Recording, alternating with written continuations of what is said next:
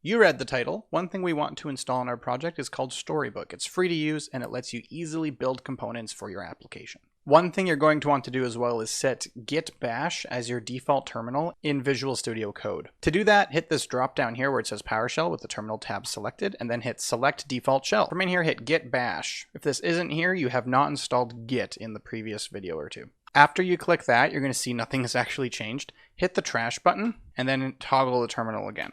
You'll see it's now a little bit different. It's way better. To download it, go to the internet and you're going to search up Storybook UI. Storybook UI Component Explorer. You want to go here and you want to hit the Get Started button. When you're here, you want to hit Install on the left side and then you'll see Install Storybook. And it's like one nice easy thing. So hit copy here, navigate back to VS Code, paste that in and hit enter. And when that's finished, you can type in npm run storybook.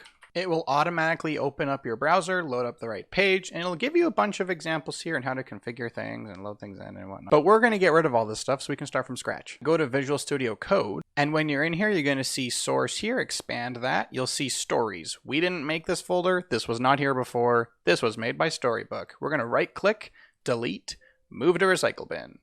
If it doesn't look like anything's happened, hit this refresh button. If for whatever reason, like mine, it's not deleting from inside VS Code very well, you can open your File Explorer, navigate to the actual project, open source, and you'll see stories here. Hold Shift and press delete. That'll force it to happen. Open Storybook and hit refresh. You should see, hey, we can't find anything. That's a good sign. Now that Storybook is all set up, you are ready to go to the next video.